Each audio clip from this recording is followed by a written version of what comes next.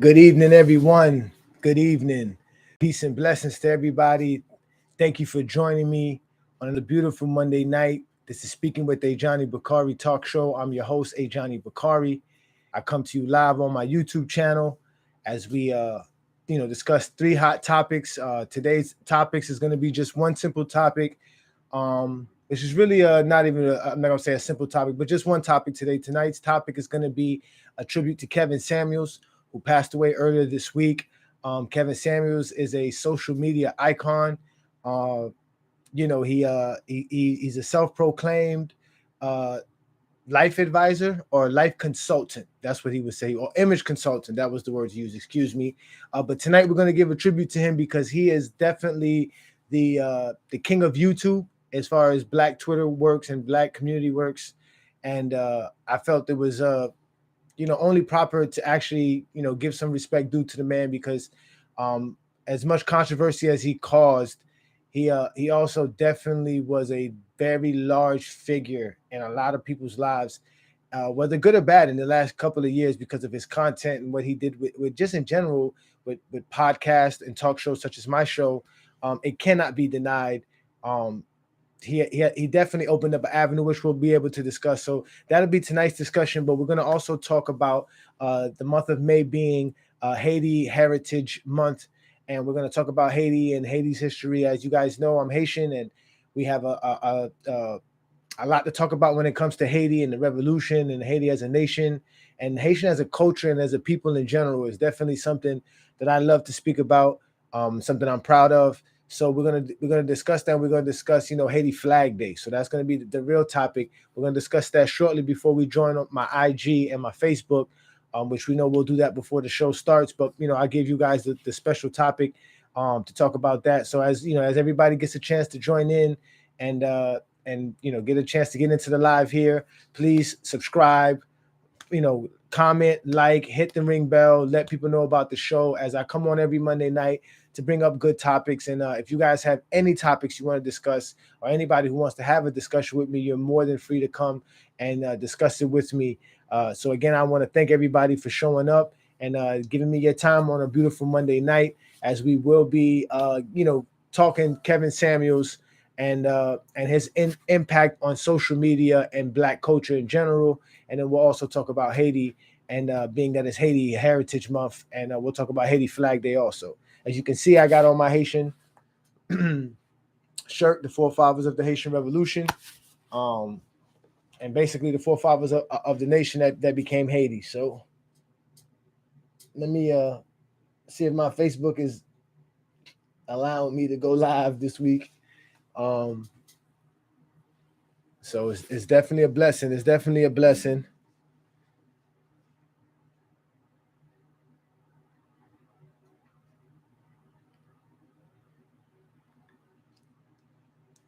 Yep. Indeed, folks.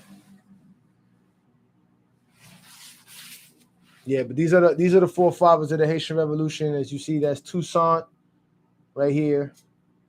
Okay, that's Alexander Pétion. All right, that's Jean-Jacques Dessalines, the true father of the Haitian independence and revolution. And then we also have here Henry Christophe. So these were the men, that created, Haiti. Definitely, as far as Jean-Jacques Dessalines and Toussaint, they definitely go down in history. The other two men have their importance, but they're also, not say side notes, but they're the after notes of the revolution, because Toussaint, led the revolution, but Jean-Jacques Dessalines was the one who actually created the independence to allow Haiti to be an independent state and a nation of its own. So, with that being said, we'll just go right on into it. Of course, you guys know I'm Haitian, and being that Haiti is the country where my parents were born, and and so on and so forth. I take pride in that. I take a lot of pride in it, and May is one of those months where we can take pride in it. There's a lot about Haitian culture that's influential in South Florida and Miami. Lifestyle. It's just so much has changed in the last, several decades. Every day I'm learning something new about, the Haitian populace and the immigrant population here and how they've influenced South Florida in so many ways. And, next week, I believe it's next week, but yeah, the 18th is coming around. That's Haiti Flag Day, and that's just a day we just celebrate our flag. If anybody see our flag, you see the coat of arms here on the top. Our flag is obviously a blue stripe with a red stripe. Basically, Jean-Jacques Dessalines said we're gonna strip out the white from the French flag, and we're gonna create a red and blue flag for our own independence and our own nation. And in 1804, January 1st, Haiti was officially its own country, independent, the first Black republic in the Western Hemisphere. Overthrew the French, army and the French nation. Fought off the British, fought off the Spanish. Fought off, all the even the own inhabitants in the island that wanted to continue to have colonialism. They even fought that off for so long, until eventually about 1865 it was over, or Dominicans finally became independent and had their own independence. But Haiti, as far as a country, is so there's so much in history that they've influenced. When we talk about, let's just stick with the flag first, right? So after Haiti becomes independent, they become a symbol of freedom across the world. Obviously, that time the world is colonialism, it's slavery, and the word was spreading fast amongst other slave camps and other slave nations about this independent Black nation that rose up with Black leaders. They try to talk about it like it was other people that were doing it, but they because they couldn't accept that it was Black men that were actually beating Napoleon's ass. So Haiti had a lot of influence, and Simon Bolivar, which was a Latin American or South American revolutionary himself, went to Haiti to get help and to get advice, and sought out advice from Alexander Pétion and the Haitian government, and the Haitian government helped him. And to this day, countries like Colombia, Venezuela, and Ecuador flags have the Haitian flag on it. If you look at the Ecuador flag or the Colombian flag or the Venezuelan flag, you'll see the Haitian flag on it. You'll see the blue and red stripe with the gold stripe, and the gold stripe obviously meant the land of South America, but the blue and red stripe was put there because it was a model, after Haiti. Okay, and that's what Simon Bolivar wanted to do. He said it himself that Haiti was instrumental in all the independent states that existed or that he created in South America. So Haiti influenced, South America, and obviously with North America, Haiti completely influenced North America, because once Haiti, revolution started, and it created such a problem for France that Napoleon felt that it was best to sell the Louisiana territories of the North America to the United States, and America basically doubled its size in overnight off that purchase. So because of the Haitian Revolution and Napoleon having to figure out ways to keep funding his war to not lose the pearl of the Antilles, which was Haiti, and the island of Santo Domingue, to them, they needed it. They needed it, and he was like, whatever, you can have this territory. He sold it. America was smart. They let him sell it to them. And, so Haiti influenced North America. If it wasn't for the Haitian Revolution, you wouldn't have America as large as America is today. Louisiana would probably still be French. New Orleans would probably still be, a French town, and many other towns throughout the Midwest, which were actual Louisiana, was actual French territory. You wouldn't have, the wars going into the frontiers in the mid 19th century. So Haiti changed history in America, from North America to South America, and it just started with the idea of freedom. We talked about that on one of my episodes. What is your idea of freedom? And Haitian, the Haitian class, of people really wanted to be free, and they really freed themselves, and it created, like I said, a ripple effect across the world. It's actually the catalyst to what stopped the slave trade, the transatlantic slave trade, because they it was just becoming too much. The decades after the Haitian Revolution, after 1804, the independence of Haiti, so many countries were having trouble with their slaves, because slaves were now hearing this story of free Blacks and how they freed themselves. So they had a lot more rebellions being reported, a lot more rebellions happening, and it was just causing too much chaos. So it made them rethink slavery. And obviously, after the British lost the 1812 war, where they were trying to get America back, they figured that, you know what, we're going to stop slavery from coming to the Americas in general. And then eventually, you know, like you said, we had the Civil War, and slavery ends, and plenty of nations fall right behind ending slavery. I'm reading a book now about, you know, the different tensions and the different historical documents that exist between Haiti and Dominican Republic since the independence of Haiti. And a lot of it, you know, deals with the idea that, you know, on that island, slavery was completely abolished with the Haiti Revolution. It was never supposed to be brought back. Even when the Dominicans were asking to have Spain come back and colonialize or annex the island into Spain territory, it was still known and said that slavery should not exist and cannot exist on that island, or it would cause problems. The Maroon communities in Haiti were always strong, and they were the reasons why the Haitian Revolution was so, you know, prominent. And the Maroon communities didn't just exist on the Haitian side of the island; it also existed on the Dominican side of the island. So, you know, the Haitian Revolution, like I said, could never be, downplayed. It can never be understated. We must respect the Haitian culture. There's a lot about our culture. Again, you know, that's always the things y'all hear also, right? It's about our revolution, but there's a lot more to us. You know, we have our own language. It's a very special language. There are different type of Creoles in the Caribbean, but the Haitian Creole is very unique, and is very strong with African dialects. And so that's a part of our culture that people know. I mean, you know, you hear us talk. People always say that, you know, they love watching us talk because we talk with so much energy and body language. Our food. If you never had Haitian food, you should try Haitian food. We have our famous juri collet and griot, which is what most people eat when they go to a Haitian restaurant, with banan puese, which is basically what Spanish people call tostones, or fried plantains. There's juri jonjon, which is a classic Haitian delicacy. If you go to any Haitian party and they're not serving juri jonjon, you're not at an important party. Juri jonjon is at all big parties. So you'll get the juri jonjon, which is basically jonjon is like this black spice or seasoning that they use that turns the rice black, and it's delicious. They put it with green peas, and sometimes they put shrimp in it. You know, I don't eat shrimp, but it's delicious. And there's so much more that you can eat in Haitian culture. We have our own patties. We have our own type of cake. Haitian cake is real moist. If anybody had a Haitian cake before, it's real moist. We obviously have our culture when it comes to dancing, right? We have music.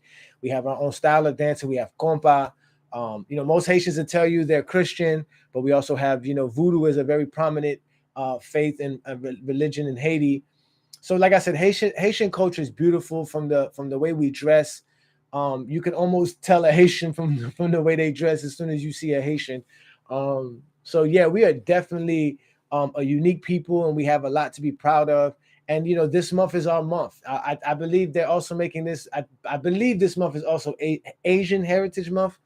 But I don't know that much. I don't have too many Asian friends. But again, this is the month that we celebrate Haitian culture and Haitian heritage. Where I come from, I would love to go back to the island. I haven't been there since a child, and I do plan on going there before I put myself to the next round. But again, Haiti Flag Day is on the 18th, so that's definitely something you guys should get an opportunity to look into. And just look up Haiti culture and history in general, man. If you get a chance to hang out with a Haitian person, talk to them. I know some of us seem a little bit distant, but trust me, we are definitely a humble people and very appreciative for a lot of things that we have going for ourselves. So I'm going to get ready to go live here on my Facebook.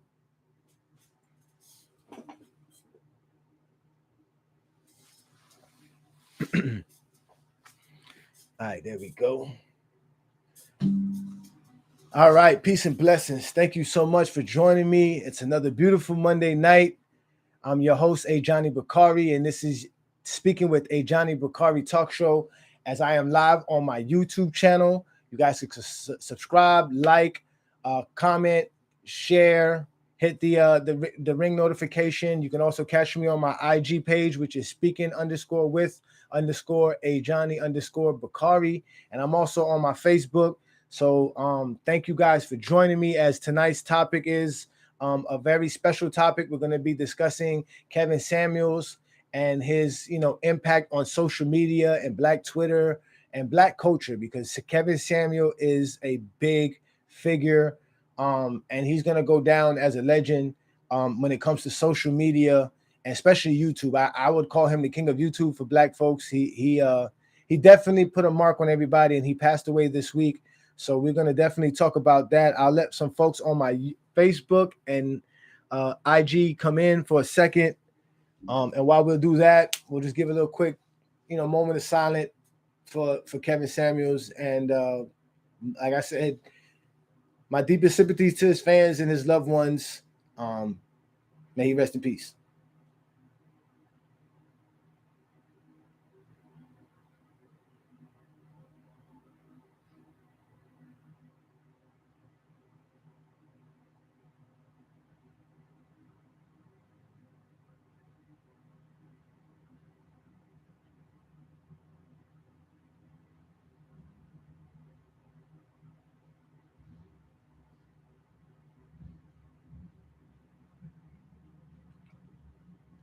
All right. So definitely, much respect, much respect. So again, thank you for joining me. This is Speaking with Ajani Bakari Talk Show. I'm your host, Ajani Bakari. I come live every Monday night for you guys, hopefully giving you the best material of what's going on in the world today. And what's the big news this week is Kevin Samuels passing away. It's a shocker because, obviously it wasn't something we was expecting. I believe he was in his mid-50s. The reports and the rumors is that he passed away from a heart attack or for some sort of cardiac issue. A lot of people were talking about he drank Red Bull a lot, but he was found dead in his home in Atlanta the other day. I believe it was Wednesday, and it's official that he is passed. His social media accounts are still up and running, but we have not heard from Kevin Samuels, so it is definitely confirmed. He usually goes live on Thursday nights on his IG, but he's passed away, and rest in peace to the man. Let's get that out the way first. Now, Kevin Samuel is a controversial figure. Now, we talked about social media. We talked about how the internet and social media is the new wave of the world. The digital world is here. It's at our at our grasp. We have it right here with us, and there's a lot of people who have been have become very famous or popular because of social media. Everybody has a phone in their hands. Everybody have access to internet, Wi-Fi, anywhere you go. So YouTube being the platform that it is, and IG being the platform that it is, Kevin Samuels is a self-proclaimed image consultant. Okay. From what I know and from what I understand, he started a show or a podcast, and it was basically just letting young men get on YouTube and having conversations with them. I think he felt that he wanted to help Black men. There's footage of him coming out now recently about him saying how he just wanted to do his best to help people or help make a change in the world. But he was a very direct speaker, and he was very, he didn't play no games, man. He was as hood as they get. But he started out talking to men, and he started talking to Black men, and he used to go in on Black men all the time. He did this for years. I think he started back in 2019 or 2018, around that time. But he really went in. I mean, you go back there, you'll see it, but he never got popular. What happened with Kevin Samuels and what made Kevin Samuels so popular and made him go viral was he did one where from what he stated was that he was dealing with so many men that he felt were called high-valued men. And high-value men are basically the men of the top tier. These are the men that are the top 10% of men. They make over 100,000. They have their own business. They have their life together, basically. And these men have options. So what he realized was these men that he was trying to help couldn't find women that were suitable for what they were looking for. And Kevin Samuels couldn't believe it. So he decided, well, he's going to leave the men alone and he's going to go start talking to women. And when he did that, he went viral because a lady went on to his show, and she started talking to him about what she was looking for and her past experiences in relationships and the different men she was dealing with and what she was looking for in a man. And then what he ended up doing, what he does is he asks them questions. So he asks them their dress size, their height, how much money they earn, if they have kids or not. And in one of the particular questions he asks them to rate themselves. Give them, he say, rate yourself from 1 to 10. You can't use a 7. And he basically tells them to rate their face with just a regular, without makeup on or anything like that, just their regular normal face. Wake up in the morning after a shower, look. And she said, I'm a 6 at best. And later on in the show, after he having the conversation with her, he was basically telling her like, yo, you making all these demands, and what does the man get? You got a child, you're not cooperative, you're not submissive, and you're a 6 at best. And the way he broke it down, I mean, it just went viral. People couldn't believe that somebody was talking to a woman like this on live, YouTube or Instagram at the time, and it went viral. I mean, Kevin Samuels went viral, and then from there it wouldn't stop. Women kept calling this man, trying to get in his face or, do all kind of weird stuff, and they just kept embarrassing themselves left and right. Now, mind you, it is his show, it's his platform, so he controls the dialogue, he controls everything. But his whole premise was, and will always be, which is why I always liked his show, or liked him as an individual, was getting Black people to marry one another. That was his main premise. He wanted Black men to stand upright, to carry themselves with dignity, with pride, to work hard, to have good work ethic, to know how to present themselves, to be clean cut, to dress properly. You see what I'm saying? So that once you put yourself in that position, you could acquire all the things that go with being a man of high value. And he wanted, Black women to understand, if you want a man of this type of stature, there's going to be a certain type of criteria you need to possess to be able to get that man. And women didn't want to hear it. They didn't want to hear it at all.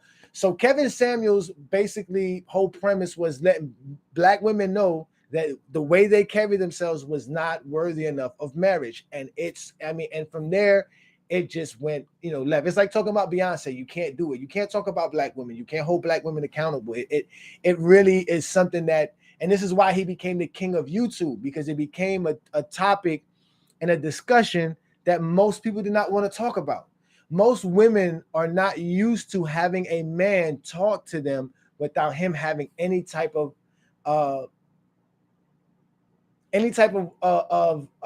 interest in her other than her just being herself. So any man that a woman usually talks to is going to talk to her, and he's going to lie to her because he's trying to get closer to her. Women don't want to hear the truth. So if you're going to be around a woman, unless she's your friend, you see what I'm saying? You're going to tell her what she wants to hear. And Kevin Samuels was not trying to talk to these women in any other kind of way, but telling them what they needed to hear. And most women didn't want to hear it, especially from a man that was, divorced twice, who seemed a little suspect in his demeanor and his character. There was a lot of talk about him being gay. He dispelled that notion quick. I mean, God rest his soul. He was found with a woman the night or the day that he passed away. They found him. It was a woman that reported him. He was with her overnight. And she was the one who said, hey, listen, somebody need to come. This man is unresponsive. And, so all of that is what made Kevin, Samuels the GOAT of YouTube and relationship talk, because he literally gave Black men a perspective that Black men couldn't have. We couldn't have these conversations. We couldn't say the things that Kevin Samuels was saying about Black women and about women in general and the dating pool. You guys know how it works. What's good, Jay? What's good? What you got to say here? What's good, Jay? I rarely tell women what they want to hear. And you're not wrong, because women don't want to hear that. Women are not used to that. Women are so pampered by men that have an interest in them, other than just being platonically your friend, that they're not used to a guy talking to them like that. I come across that same issue myself when I deal talking with women, because I have no interest other than just talking to you and holding a conversation with you. And sometimes I might say something a woman just doesn't like. I've been blocked by women all the time on social media because I say what I feel is need to be said. Women don't want to hear certain things, especially Black women. I mean, this is what made the platform so big. And this is why I wanted to bring him up, because he created a platform for all these, like, not right now. I mean, everybody has a podcast, everybody has a talk show, and the most prevalent and most common topics are going to be relationship topics. And it's because he's opened up that platform. It's gotten so popular and so prevalent that there's memes and jokes about how if you wanna oh, I forget what to say, if you wanna make all the women in your life disappear, just start a podcast. You know what I'm saying? Like, because all these guys now have podcasts. I mean, I have my show. A part of it is because of the Kevin Samuel wave. What he's done with Black Twitter and social media is it's really impacted the world that we live in. He literally changed a lot, and now everybody's trying to be a matchmaker. Everybody wants to be a relationship guru. Everybody got advice. Everybody's telling somebody who they should be with, how they should be this, who they should do. All of this because what Kevin Samuels created.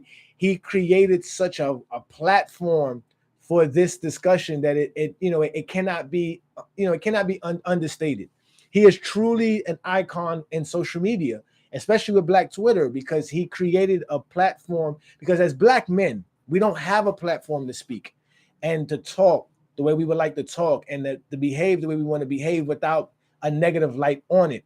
And for me with Kevin Samuels, there was a lot of things he didn't say that I would say were always factual or truth, but he stuck to his premise. He stuck to the numbers, the statistics, and the data. He was very strong about that, and he talked about marriage. He talked about getting married. He explained it. He blamed women. You didn't get married. Why were why you have 2 baby daddies and you didn't marry none of those guys?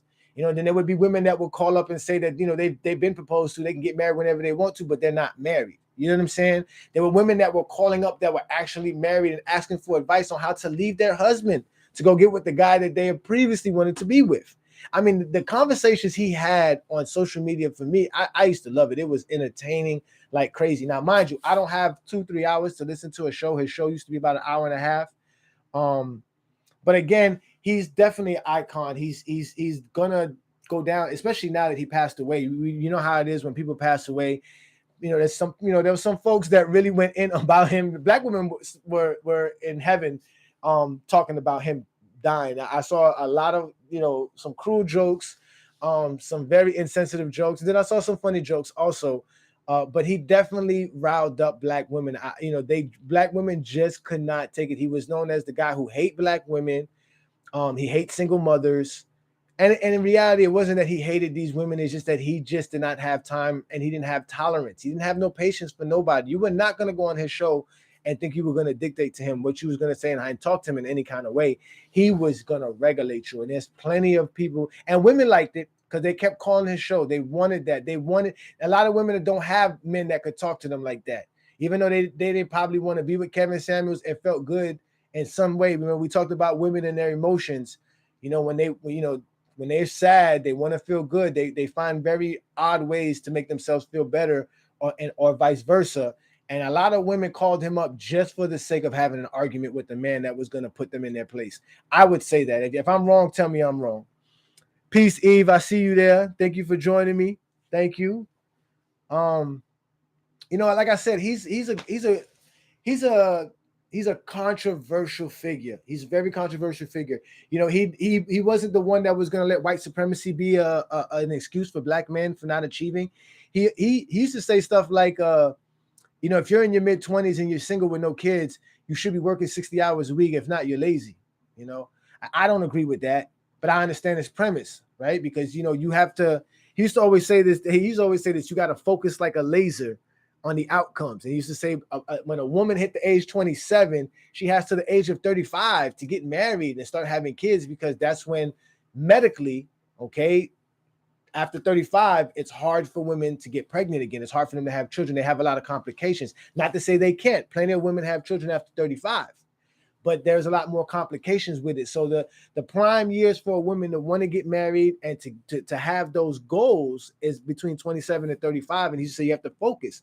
He used to tell men stuff like, you have to have 6 pairs of shoes. You know what I mean? I mean, like shoes, not your 300 pairs of J's, like shoes. You have to have like church shoes, Stacey Adams, you know what I'm saying? Ferragamos, real shoes. That was his premise. His premise was uplifting the black culture or the black ideology, especially black men. He wanted black men to be respected. He wanted black men to be honored, and he wanted black women to be the one that did that. And a lot of black women were not trying to hear that, and they kept trying to down black men. And he was, especially when you do that, if you try to down a black man in front of Kevin Samuels, he was not having it. So that's why I appreciate him. He doesn't have all the answers, and he didn't give all the answers. But he was definitely somebody that we should look back at and say, yo, you know what? His intentions were good. His message was direct, and it probably wasn't the best way to say some of the things that he did say. But he said it because it was needed to be said, and he gave plenty of black men, including myself, a platform to tell women like, nah, you bugging. I ain't doing all that. I ain't going through all that. You know what I'm saying? I'm valued myself. There's enough of me to be valuable. You know what I'm saying? So I can give him that. You know what I'm saying? Yeah, I was like, fuck them shoes, sneakers. I mean, you know, you can't get a job wearing sneakers. If you did, it's not really paying you much. You know, he talked about what his premise was, he talked about high value men. He didn't speak for the average man like myself and the average people that I know. He talked about the men who were truly established, truly taking care of their business, and was able to present themselves so well that they had options when it comes to women. You know, one of the things I didn't like about him was he felt that someone in their 40s can be with like people in their 20s. I think that's crazy. I don't think if you're in your 40s, you shouldn't be dating nobody in their 20s if you're in your 40s. There's something wrong with you if you're doing that. I'm sorry. You want to fight me over, we could fight, but there's something wrong with you. If you're in your 40s, 30s, you know, mid 30s is where you should be at, but you shouldn't be dealing with no 20-year-olds. But he talked about how men in that, you know, in that caliber, men that were making 100,000, 150,000, well-established men, they have options. Why would they want to be with a woman, you know, especially the PhD women, because it was always, I got a PhD, I make good money, and women be lying. All y'all be lying. None of y'all make good money. We talked about this on my episode on Black income. Over 80% of Black folk in America make less than $50,000 a year. Over 40% of us don't even report an income, whether Black male or Black female. I don't want to hear all of this nonsense about how much money y'all make on my threads or in my comments. I don't want to hear it. The numbers tell me that none of y'all do that. Only 500,000 Black people, men and women, make over 100,000 in income that don't make over $1 million. Okay, this is what the numbers he was talking about. Like, he was off on some numbers about Black males being 50% in the middle class or some crap like that. Like I told you, Black men need to do better about getting married because excuse me, we are the ones that dictate marriage. A woman can't get married without a man proposing to her. So a man, we have to start proposing to these women, especially when they're at the right age to propose to them and marry them. You have to want to settle down. And I think that's why I didn't like Kevin Samuels, because he, you know, God rest both their souls. Kevin Samuels and Dr. Francis Crest Westling always believed that we shouldn't get married till we're in our mid-30s and 40s. That's when they wanted us to start having kids and getting married. So he's basically saying if a man gets to his 40s, he should be well-established. He should be able to find a woman between 27 and 35, and they should be able to mingle in and get things together. I say get married earlier. I'm sorry. I think it's a community thing. We should start helping our younger folks get married. If we see two young, bright people, we should try to put them together and try to make them work through some things, because they're looking for love. They're looking to be in a relationship. They're looking to settle down. It's just this world that we live in, the fast society, quick pace. It's easy to just, you know, hop around from person to person. But if we're a group of individuals that can help each other, this is why community is important. And this is why I believe in what Kevin Samuels was talking about. We have to start, you know, promoting marriages. We have to start promoting the idea of family again. It can't be this idea that I'm a single father, I'm a single mother, I'm a baby daddy, I'm a baby mama. Like, that shit got to stop. Like, we got to start figuring out ways to, you know, to commune together and get together and do the right things. So that's why I believe in Kevin Samuels' premise of getting married. You know what I'm saying? He's controversial. There's a lot of women who hate Kevin Samuels, and they will never like Kevin Samuels. He was very disrespectful. There's a brother, excuse me, hold on. There's a brother who I just caught on a podcast once, who stated that if he caught, somebody talking like that to his sister or his mother or one of his, his female, relatives, he would have swung on Kevin Samuels, because Kevin Samuels did go, did go a little bit overboard on some of that. But a lot of these women were looking for that kind of confrontation, But he made a lot of controversial comments. He talked about black women wearing bonnets in public. He talked about, his famous thing was Big Shirley. He would talk about how, how's Big Shirley gonna fit in a Lamborghini or a Ferrari? She can't fit in one of those. One of my most famous Kevin Samuels lines was when he told a woman that she is fucking the size of a NFL running back, and she was like, "I'm 5'3", 225," and he was like, "Yo, you like the size of a running back?" It was. Oh my God, peace, Eve, peace. Let me see. I often didn't agree with Kevin Samuels' delivery and didn't agree with the rating system, period. Low value, high value, and such, because it didn't contribute to what we really need to be focusing on. I would have to press more. I mean, again, the ranking that he did, right, was something that it was a way to, it's a way, I call it putting a mirror to somebody's face.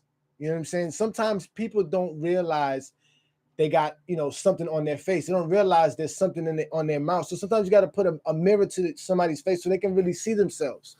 And he did that very well. And there are some black women that are truly, truly, truly overvaluing themselves to the point that it's delusional. It's one thing to put a value of yourself because you have good self-esteem, you have a great self-confidence in yourself, but to make that the actual catalyst to why people are beneath you is egotistical. It's not true confidence or high self-esteem. So when he asks you, what do you think you look like, you know what I'm saying? He wants to see how honest you're being with yourself. And a lot of women are not honest with themselves. It's sad. It really is, because I understand it. We talked about this. Women love liars. The biggest liar and the best liar gets the most women.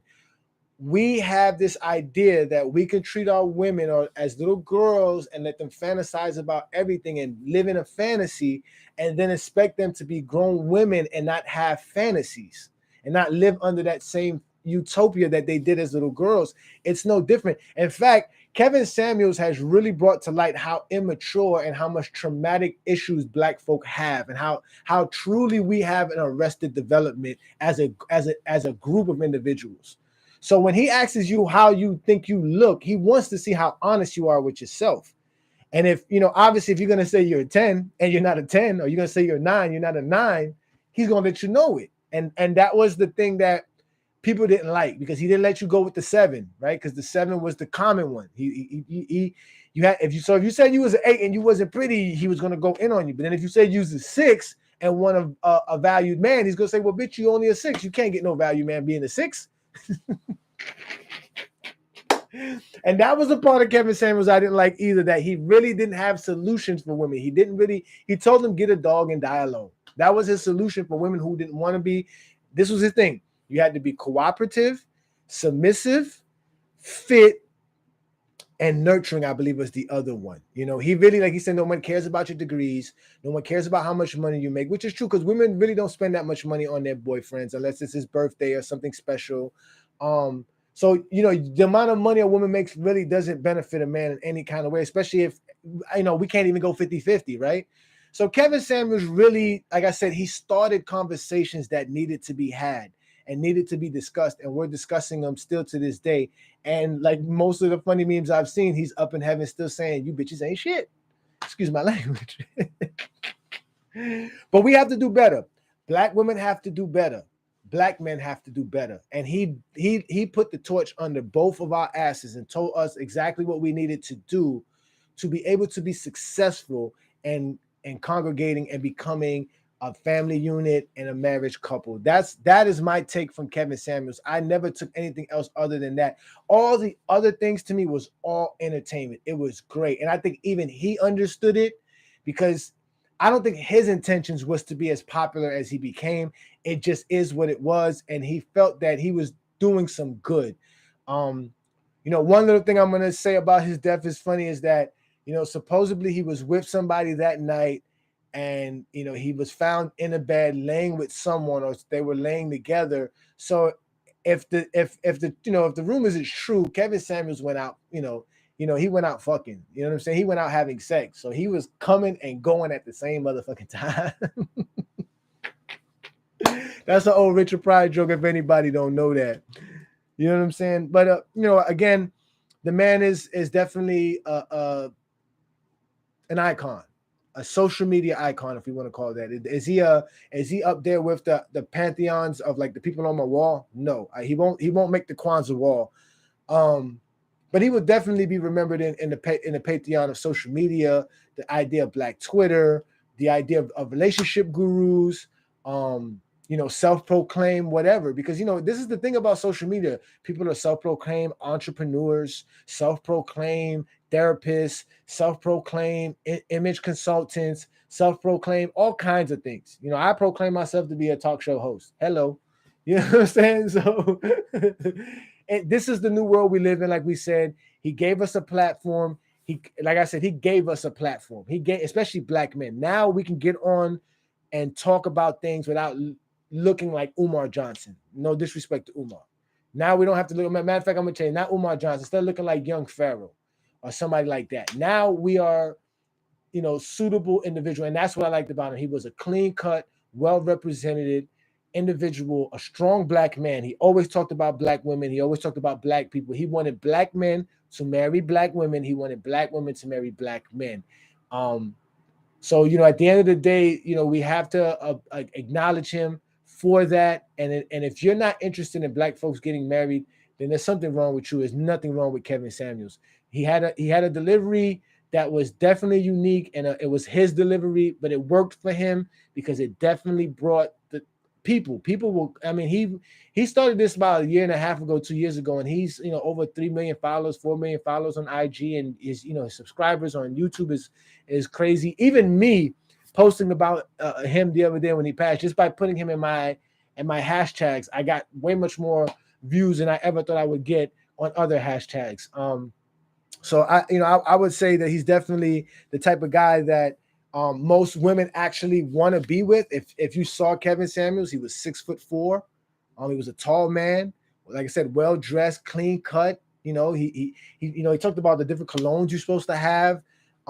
He had money, so he was a baller. He used to say this. He said, "I keep my women in their femininity around me. When they're around me, they can be women because I take care of everything for them. I buy everything. They don't have to worry about nothing. They could sit in their womanhood and be a woman for him."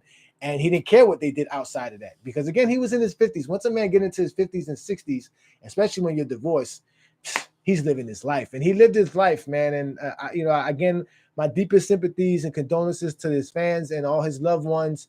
And may y'all let that man rest in peace. At least till they put him in the ground, then y'all can start fucking with him again. But for now, Kevin Samuels is gone. If you idiots try to run up and try to take the man on and run with it, stop. Create your own platform. Create your own lane. Be your own individual. Do what's best for those around you, and you'll find what's best for you. So I don't have nothing else. I don't know if anybody else wants to chime in. If you guys get an opportunity, you can go to my YouTube channel and subscribe, and you can catch the first part of the show, which I talked about this month being Haiti Heritage Month and Haiti Flag Day coming up on the 18th. So, you can catch my conversation there. I'll be back next Monday night with 3 more topics for you. If you guys want to discuss anything, send me a DM. Let me know what you want to talk on the message. We can definitely have a conversation. So hopefully you guys are having a beautiful night, a blessed night. Stay lovely, stay beautiful, stay Black. Much love, peace and blessings.